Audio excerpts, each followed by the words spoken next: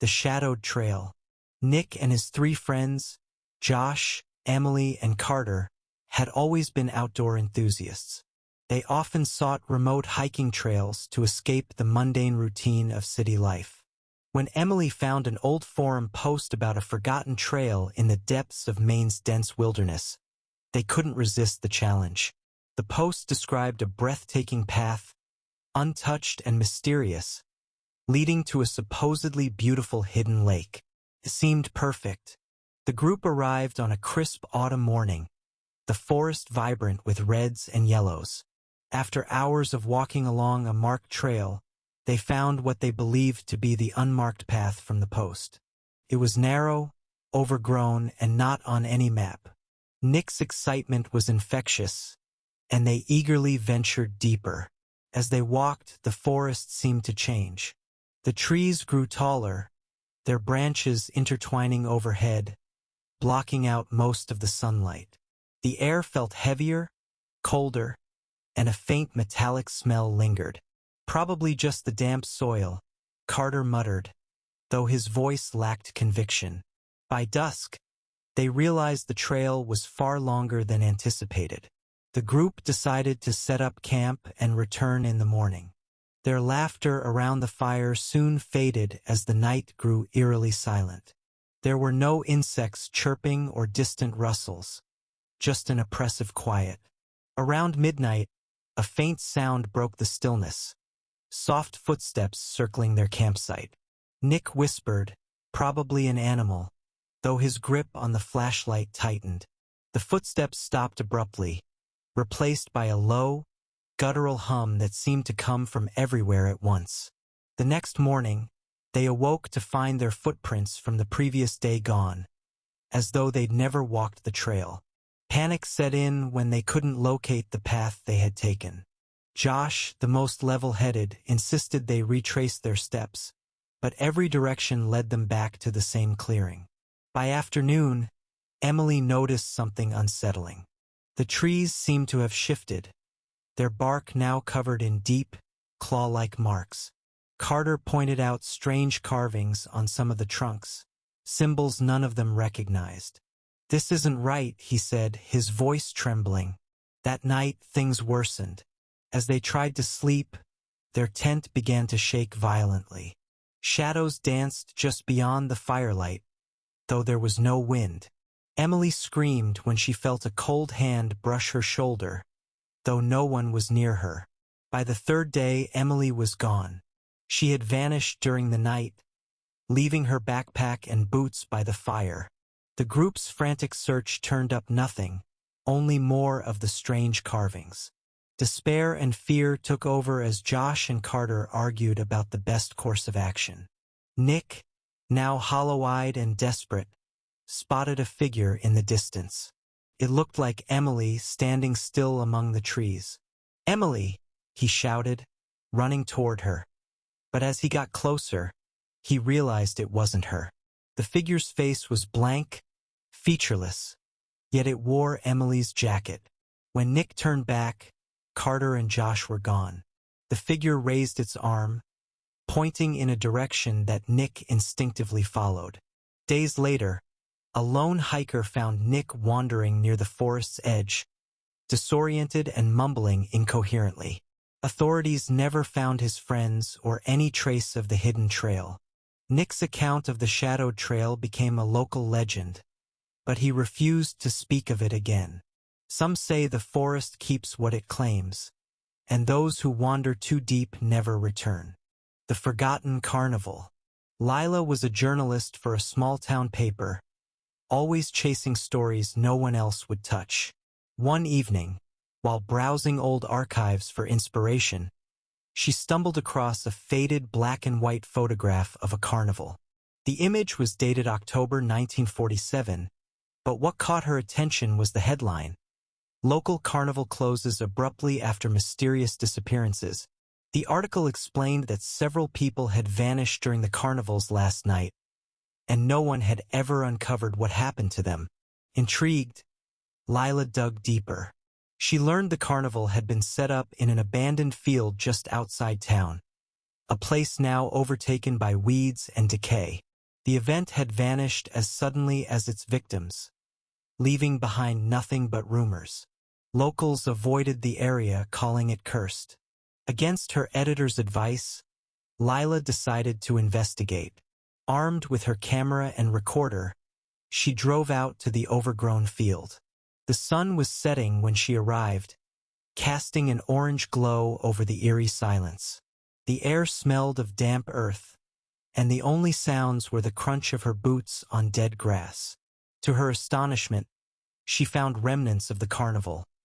Rusted metal frames of rides, shredded canvas from old tents, and even a crumbling ticket booth. Her heart raced as she imagined the bustling crowds that must have once filled this now empty place. As darkness fell, she began to hear faint music. It was the unmistakable sound of a calliope, its notes warped as though coming from a broken record. She turned on her recorder, scanning the area for any source of the sound, but the field was empty. Suddenly, the lights came on. Strings of colorful bulbs illuminated the space, revealing a fully operational carnival that hadn't been there moments ago. The ride spun, the games buzzed, and laughter echoed through the air. Yet there were no people, just the haunting echoes of a crowd that didn't exist. Drawn by morbid curiosity, Lila approached the carousel. Its painted horses moved up and down, their glassy eyes gleaming in the flickering lights. A single figure sat on one of the horses, a child no older than 10, wearing a vintage dress and a vacant expression. "Hello!" Lila called out, her voice shaking. The child didn't respond, but as Lila stepped closer, the girl's head snapped toward her, revealing a face that was pale and lifeless, with hollow black eyes. Lila stumbled backward, her heart pounding. The laughter grew louder, but it was no longer cheerful. It was distorted, malevolent. Shadows began to swirl around her, taking the shape of figures in old-fashioned carnival attire. They danced and moved as though mocking her fear. She turned to run, but the field had transformed. What was once an open space was now an endless maze of tents and rides, all pulsating with a sickly glow. The distorted music followed her wherever she went, growing louder and more chaotic. Lila tripped and fell, her recorder clattering to the ground. When she looked up, the child was standing over her, holding out a hand. Her voice was a whisper, barely audible over the chaos. "Stay with us. Play with us." Terrified, Lila screamed and scrambled to her feet, bolting in a random direction.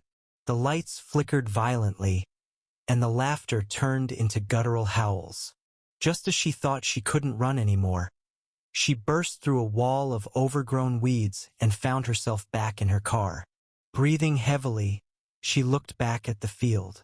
It was dark and silent again, as though nothing had happened.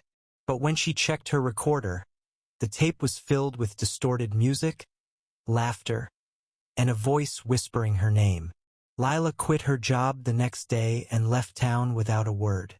The article she had intended to write never saw the light of day, but the recorder sat on her desk as a chilling reminder of the night she would never forget. The silent neighbor. Ethan had lived in his New York City apartment for 5 years, and in all that time, he had never spoken to the tenant in 4B. The man was an enigma, rarely seen and never heard. Neighbors joked that he might be a ghost, but Ethan dismissed the rumors.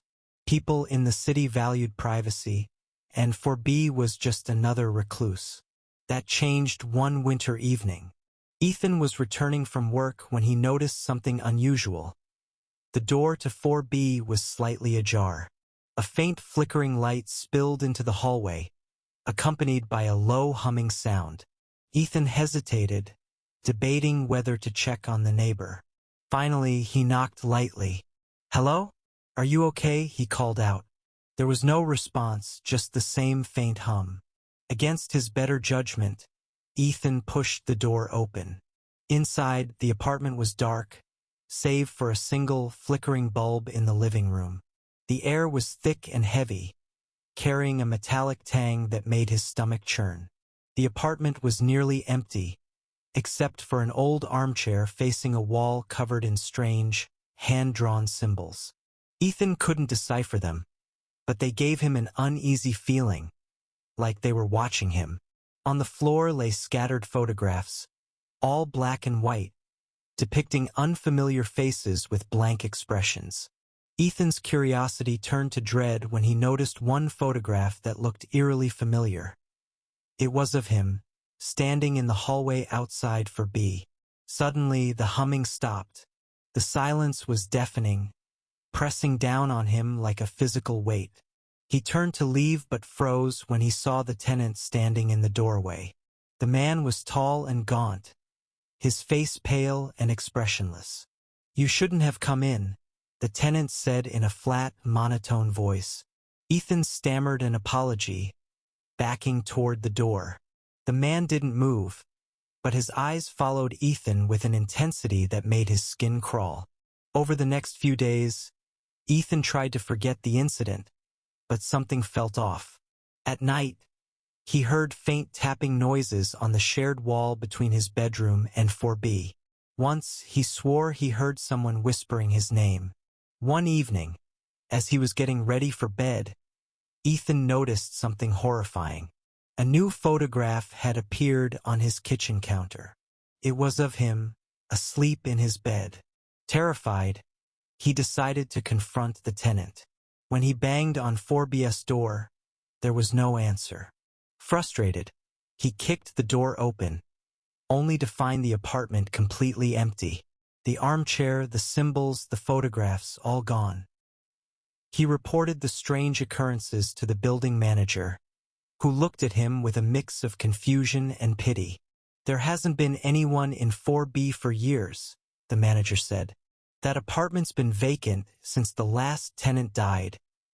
In 1974, Ethan moved out the next week, but the nightmares followed him. Every so often, he would wake to find another photograph, always of him, always taken when he wasn't looking. The Whispering Field. Abby and her older brother, Mark, spent every summer at their grandparents' farmhouse in Kansas. The property was vast, surrounded by endless fields of tall grass swaying in the wind. Their grandparents warned them never to wander too far, especially at dusk, but like most kids, they didn't take the warnings seriously. One evening, Mark dared Abby to race him to the edge of the property.